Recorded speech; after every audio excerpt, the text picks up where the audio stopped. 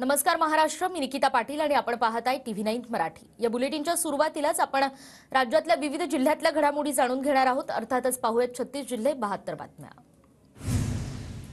मराठा बांधवांकडून शिंदेंचं अभिनंदन, मराठा समाजाकडून जल्लोष, मंत्रिमंडळासह शिंदेंचं विधानभवनाबाहेर स्वागत। साताऱ्याच्या पाटणमध्ये मराठा कार्यकर्त्यांचा जल्लोष, मराठा समाजाच्या आरक्षणाच्या विधेयकानंतर कार्यकर्त्यांमध्ये आनंद। धाराशिव जिल्हाधिकारी कार्यालयावर मराठा आंदोलकांचा मोर्चा, समाजाला 50% आतलं ओबीसी आरक्षण देण्याची मागणी, आंदोलकांकडून रास्ता रोको। सोलापूरच्या माढ्यामध्ये सकल मराठा समाजाचा टायर जाळून रास्ता रोको, सरकार विरोधात आंदोलकांची जोरदार घोषणाबाजी, सगळे सोयऱ्यांच्या अध्यादेशाची अंमलबजावणी करण्याची मागणी।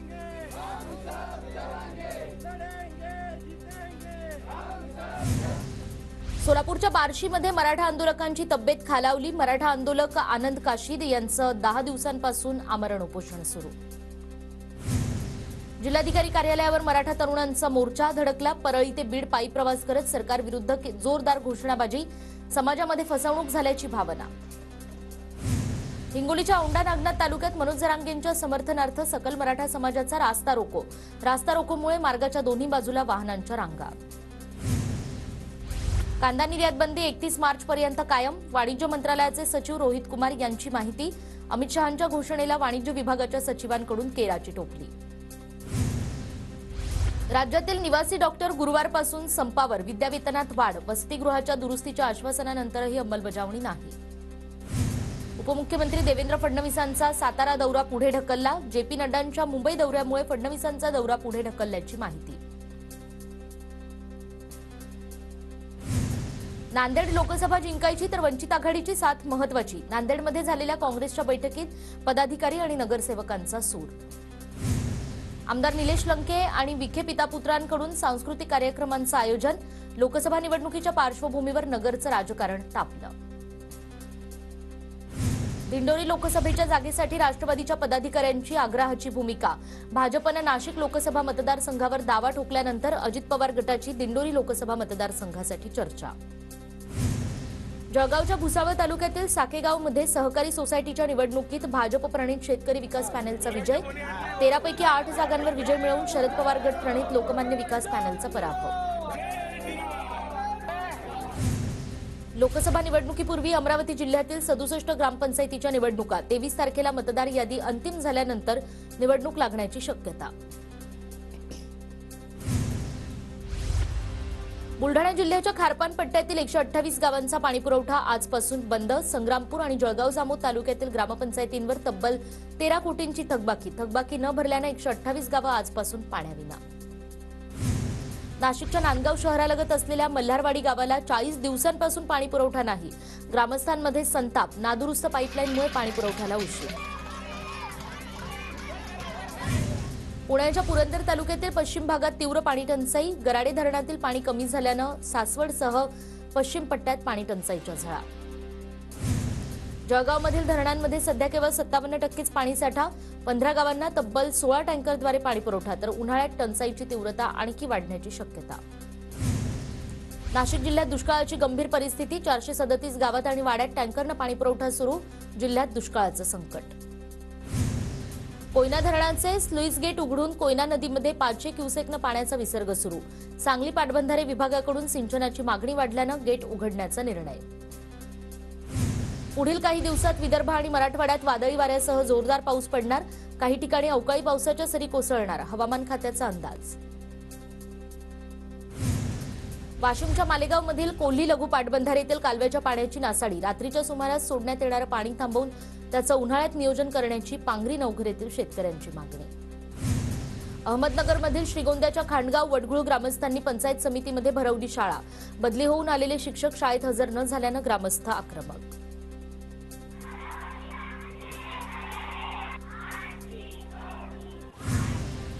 नांदेडच्या माहूरमधून महानुभाव पदयात्रेतील 200 भक्तांना जेवणातून विषबाधा, यवतमाळच्या चिकणीमधील घटना, 50 जणांवर रुग्णालयात उपचार। महाराष्ट्राची लालपरी अजूनही पूर्वपदावर नाही, खासगी वाहनधारकांकडून प्रवाशांची लूट, ग्रामीण भागात बस सेवा सुरळीत करण्याची प्रवाशांची मागणी।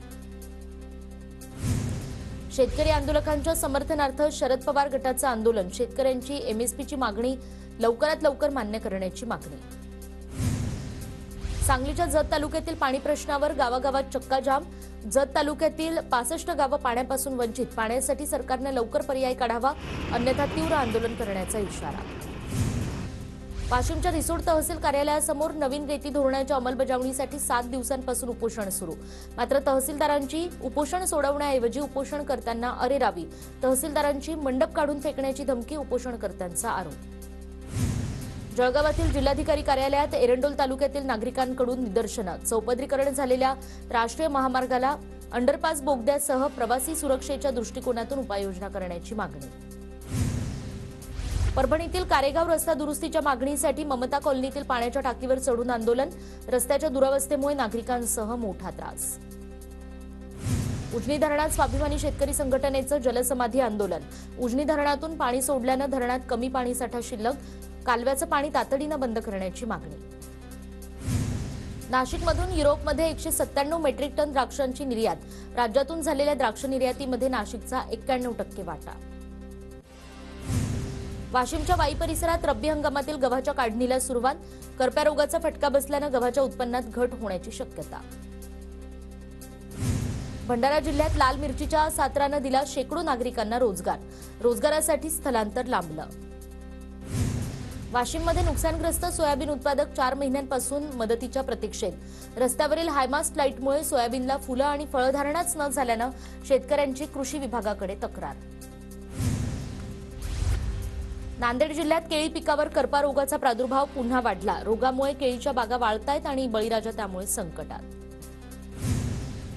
वर्धा जिल्ह्यातील समुद्रपूर तालुक्याच्या फरीदपूरमध्ये घरामध्ये अचानक आग, आगीत घरातील 4 क्विंटल कापूस जळून खाक, शेतकऱ्याचं मोठं नुकसान. नांदेडच्या मुखेड, उमरी, लोहा तालुक्यात उन्हाळी ज्वारीची सर्वाधिक लागवड, गतवर्षीच्या तुलनेत यंदा 10% उन्हाळी ज्वारीचा पेरा वाढला.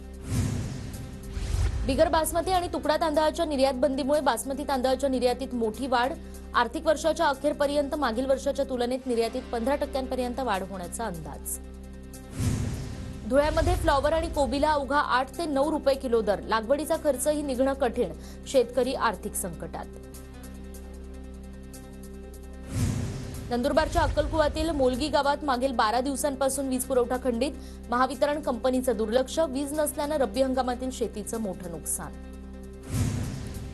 बुलढाण्याच्या चिखलीतील हातणी गावात सिव्हिल इंजिनियर असलेले नवजोत जाधव बनले गुळ कारखानदार, 10 एकर शेतातील गुऱ्हाळातच गुळ निर्मितीचा कारखाना सुरू, वर्षाला 15 लाखांचा निव्वळ नफा. पंढरपुरात माघी एकादशी निमित्त विठ्ठल रुक्मिणी मंदिरात पूजा, ज्ञानेश्वर महाराज जळगावकर आणि शकुंतला नडगिरेंच्या हस्ते पूजा संपन्न. माघ शुद्ध एकादशी निमित्त पंढरपुरातील विठ्ठल रुक्मिणीच्या मंदिराला आकर्षक फुलांची सजावट, पुण्यातील विठ्ठल भक्त सचिन चव्हाण यांच्याकडून सजावटीसाठी 2 टन फुलांचा वापर. माघी एकादशीच्या सोहळ्यासाठी राज्यभरातून जवळपास 5 लाख भाविक पंढरीत दाखल, चंद्रभागेच्या स्नानाकरिता भाविकांची अलोट गर्दी.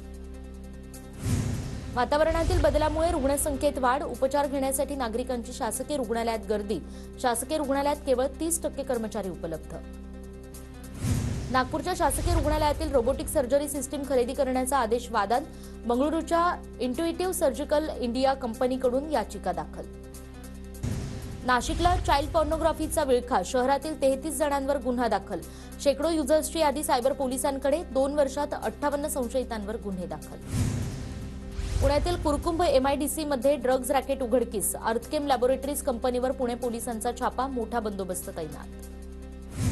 पुण्यामध्ये जवळपास 100 कोटी रुपयांचे ड्रग्ज जप्त, 50 किलोहून अधिक MD पुणे पोलिसांच्या गुन्हे शाखेकडून जप्त, ललित पाटील प्रकरणानंतर मोठी कारवाई, पोलिसांकडून अधिक तपास सुरू. पुणे शहरापाठोपाठ आता पिंपरी चिंचवडमध्ये लाखो रुपयांचं मेफेड्रोन ड्रग्ज जप्त, अंमली पदार्थ विरोधी पथकाची कारवाई, 16 लाखांचा मुद्देमाल जप्त. नागपुरातील वडधमना परिसरातून 54 लाखांचा प्रतिबंधित गुटखा जप्त, नागपूर पोलीस आणि अन्न सुरक्षा विभागाची धडक कारवाई, 1 आरोपीला पोलिसांकडून अटक. वर्धा शहरात अवैध दारूसाठ्यासह 10,50,000चा मुद्देमाल जप्त, स्थानिक गुन्हे शाखेच्या विशेष पथकाची कारवाई. वर्ध्याच्या समुद्रपूर पोलिसांची शिवणी परिसरात कारवाई, अवैध दारू अड्ड्यांवर धाड, एकूण 11,33,000चा मुद्देमाल नष्ट. नाशिकच्या अंबड पोलीस ठाण्यामध्ये पोलीस अधिकाऱ्याने स्वतःवर झाडली गोळी. पोलीस दलात एकच खळबळ. पुण्यामध्ये नियमावलीचं पालन न करता उशिरापर्यंत हॉटेल आणि पब सुरू ठेवणाऱ्यांविरुद्ध कडक कारवाई करण्यात येणार. स्थानिक पोलीस ठाण्याच्या पथकांकडून नियमित तपासणी करण्यात येणार. पोलीस आयुक्त अमितेश कुमार यांची माहिती.